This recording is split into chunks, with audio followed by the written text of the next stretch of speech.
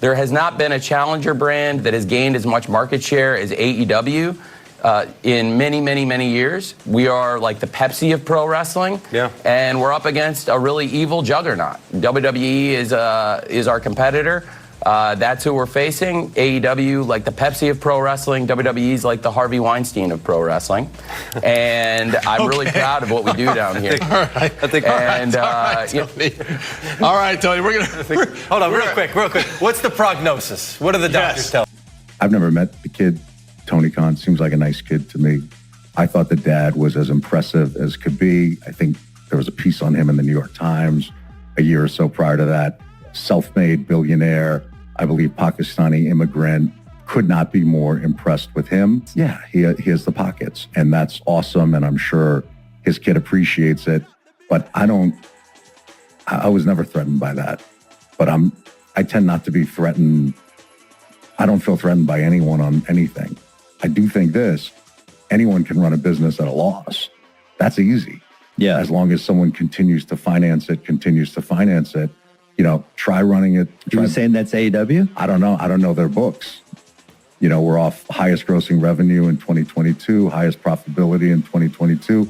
Other big factors on why Vince wants to explore a potential alternative now. I think Good morning, wrestling friends. Welcome to the Figure 4 TV. Thank you for clicking through the thumbnail. And before we get started, hit that like button for me. And if you're new over here, hit that subscribe button. We almost to 1,000. Now, again, guys, I'll give you the disclaimer before I do any AEW versus WWE video. I'm a fan of both companies. I'm a wrestling fan, so I just like good wrestling. I like good pro wrestling. It really don't make sense to pick and choose or to be in this tribalism mindset when it comes to these two businesses, guys.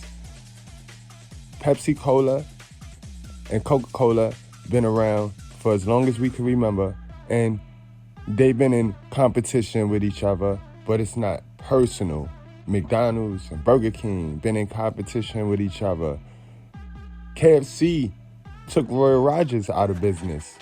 Competition and business is not personal. And this rivalry or this hatred for both companies is going to start and finish at Tony Khan. And here's why I say that. Comparing Tony Khan to Vince McMahon was agonizing. We should have never did that. And me personally, I always compared Tony Khan to Triple H. Because see, Tony Khan may be the owner on paper, but we know that he is funded, and AEW is funded by his billionaire father, the owner of the Jacksonville Jaguars. Vince was the owner and the boss and everything else. Triple H was more like the general manager. That's why I see Tony Khan. I see Tony Khan as a general manager. Tony Khan moving like a general manager without a direction for a team. He don't have a vision for a team, but he have a team and he have money. So he run around and he pick and choose favorites to allow him to think. Now, I know for a fact, two of his favorites is the Young Bucks and MJF. Now, Britt Baker, she used to be one of his favorites, but he got Mercedes Moné now, and she also rubbed one of his boys, MJF, the wrong way, so she's in the doghouse. But that's the current. I want to go back into the mindset of Tony Khan because that's where it starts. It's going to start with Tony and Tony making things personal. And you can't make things personal in the wrestling business.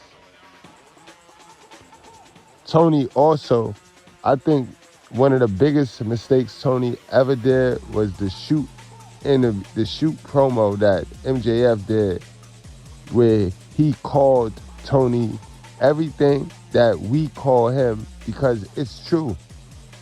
He's a mark. He's a fan with money and a company. Here's the problem with you, boss. You got a position of power in a wrestling company when the only position you should be assuming is behind the guardrail with all of them.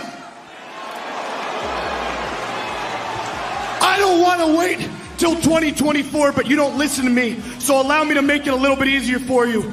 Tony, I want you to fire me. Tony, don't count me down, you piece of shit! Shut your mouth! Look at me, Tony. Look at me. I want you to fire me. You fucking mark! Fire me! Fire me!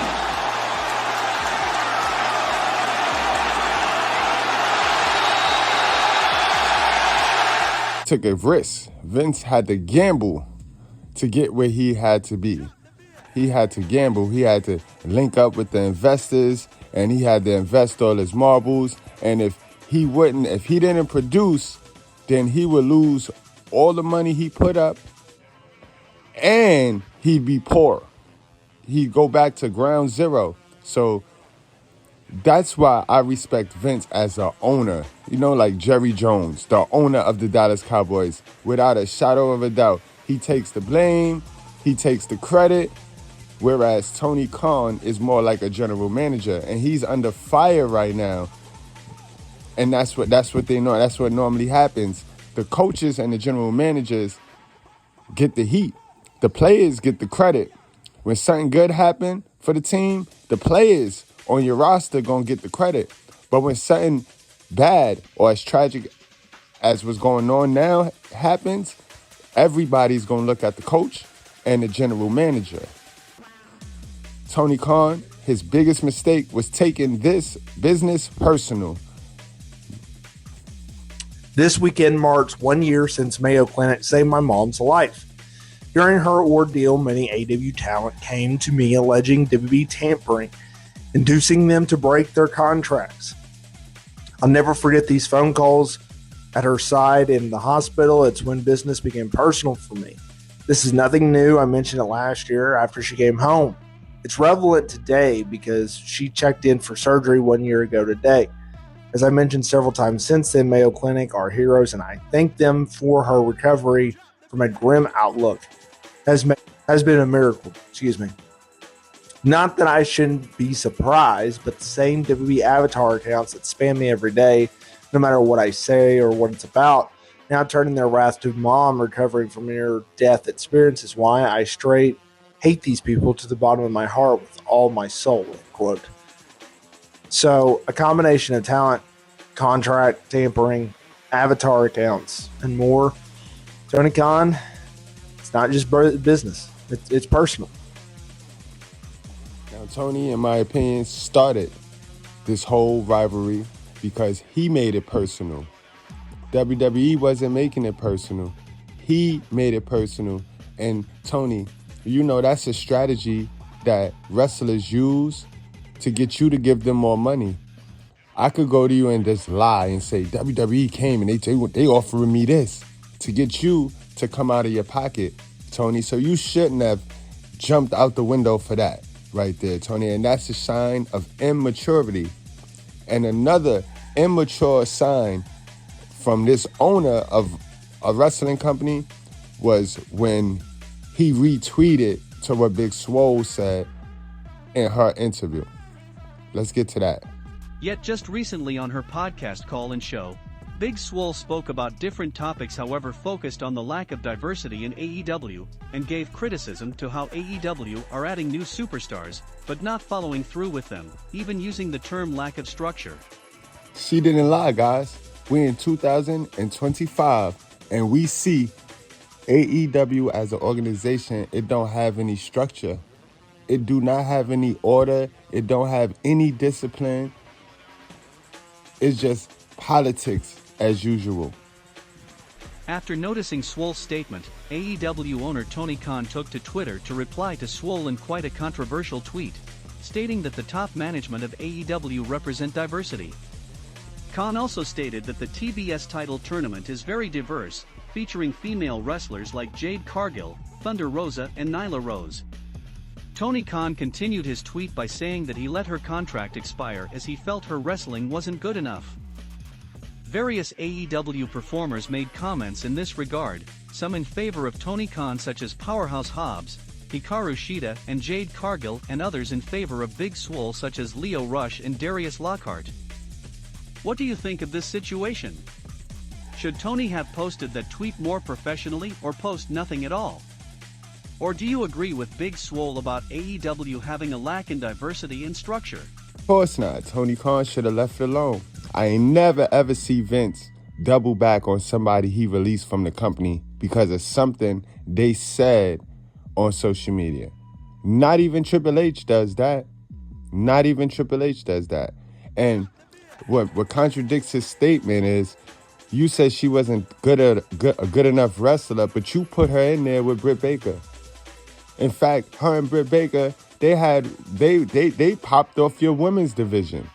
They popped off your women's division. So if she wasn't good enough to put in there with your star, that's the person you push. Now, maybe Big Swole felt she should have won the feud when I don't think she should have even won that feud. So I can see why she mentioned what she mentioned, because she don't understand nature of the business or the pro wrestling landscape. But we get what happened there.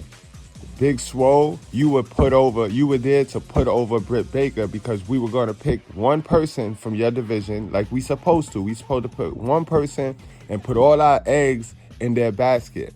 But see, the problem is they turned Britt Baker a heel, and then they wanted you to put over a heel, and that right there might have confused you. But that's the AEW way of doing things. But Britt Baker was better than Big Swole, but Big Swole was not trash. I'm going to tell you that Big Swole is better and was better than Penelope Ford. And Penelope Ford have not gotten much better. So Tony contradicted himself with that statement right there. And this is why he shouldn't have said nothing. Because if you ain't got nothing smart or wise to say, then the best thing is to be quiet. This is AEW Unrestricted. Tony and Aubrey here with Big Swole. Yeah. So you've got this, what you call swole mentality. Talk about what that is a little bit. Swole mentality. Everything I do is swole. It's big, it's grand, it's grandioso, it's all that, and then some. That's basically in my faith, in my wrestling, everything I put my mind to, I give it 110%. That's what being swole is all about. That's what my name is all about. It's a clear reminder of the mentality is what's going to get me there. Because I always tell myself, motivation is not going to get you there at all. And some days I'm not motivated, but that's where the discipline comes in. That's where the mentality comes in. That's thinking that someone else is going to be better. And I'm like, I won't allow it. I cannot allow it. I'm heavy into my faith. So I'm like, look, when I get to them pearly gates, I want to be there and be like, look, I did everything I could to be the best. And whatever you gave me, whatever gift you gave me, I use it to my fullest potential. I don't want to have any type of regrets, when I leave this earth. So I'm like, I have to do it big. Now, when I say understand the wrestling business, I mean, you got to understand that wrestling never really been about skill once the big money contracts start coming into play. Once the sponsorship deals and the TV deals started to come into play, wrestling went and moved away from wrestling and actually the skill to more story and, cinema. And Big Swole, I agree. You got the great mindset. You got a story in its own. Your life was a story in its own. They could have went off of that, but in the market of pro wrestling, we got to go with what the majority like. We got to go with what the majority like. And we can't hot potato wins and losses. When we telling the story, when you're a young company, you got to get behind one person and put all your eggs in the basket. And it's political, and it's just a lot of... The wrestling business is a nasty business, and that's why you can't take anything personal. Now, and what all went down there?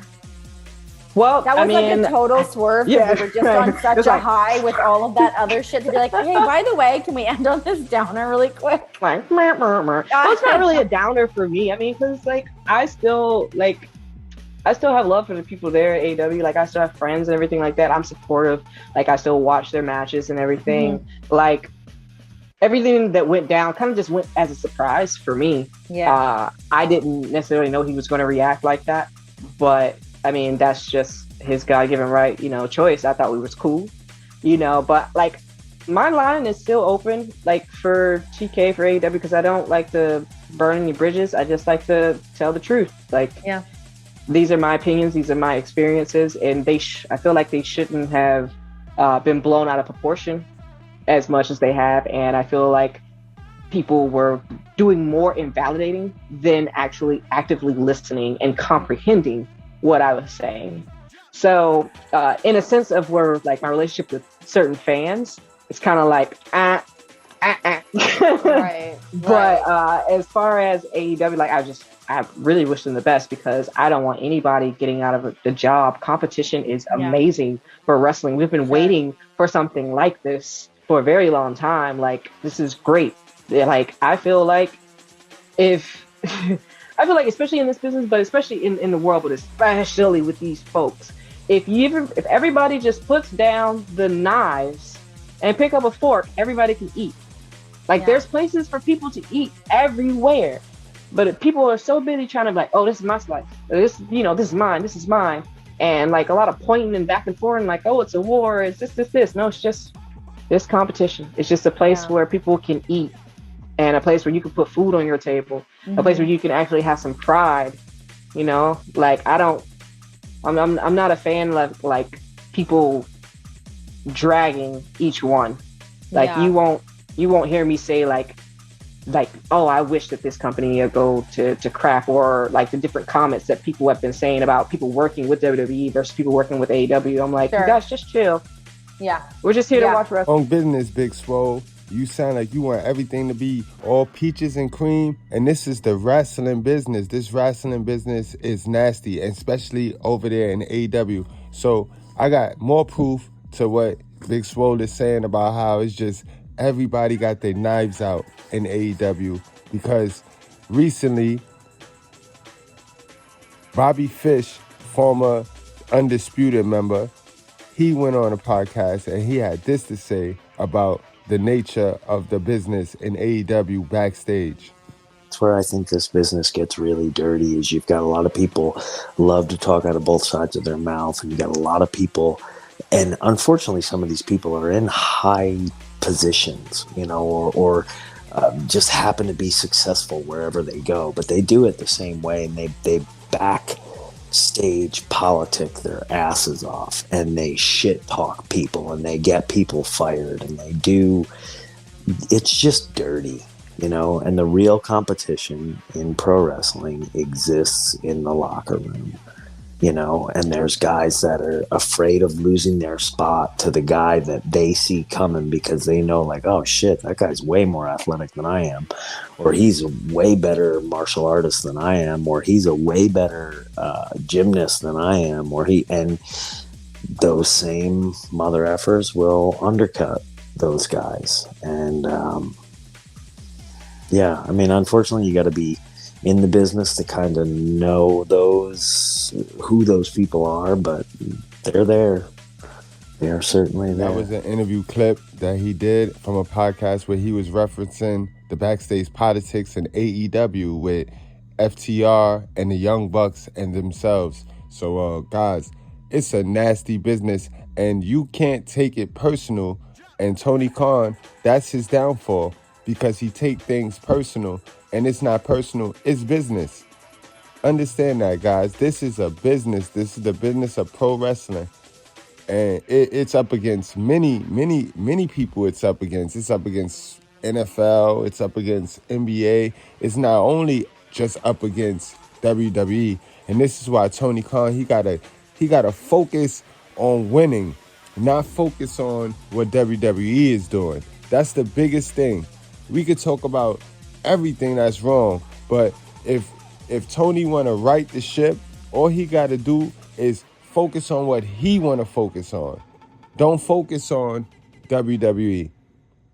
WWE is in a whole nother league. They had years to build that empire. Tony got to focus on getting back to storyline-driven TV, episodic TV. He got to run it like if it's episodic. He got to stop with all this high work rate. This is what's turning his characters off, because he got good characters. Not only do he got one of the most talented rosters over there, he has some really good talent that he can mold into a superstar. Like he got superstars over there. But if he looking for just work rate, who could put on the best match, all the time, then he's gonna turn off his superstars and they're gonna go right on to WWE. They're gonna go right on to WWE, guys, where WWE know how to capitalize on a person's superstardom. They know how to capitalize. They look at what they doing for Chelsea Green. Look what they did for Penta. And everybody is seeing that now. It's broadcast on Netflix. Oz is on Netflix. Man, but like I said, like I always say in the beginning, this is not a rant. This is not an AEW. I don't like AEW. This is what's the problem. We need to focus on this. Tony Khan needs to mature. And you guys tell me what you think. Tell me what you think about the video, guys. Am I right? Did I hit? Did I miss?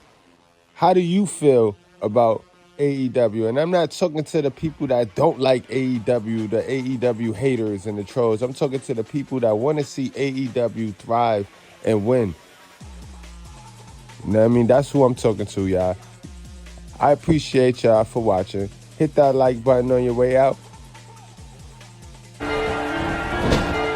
This is a wreck.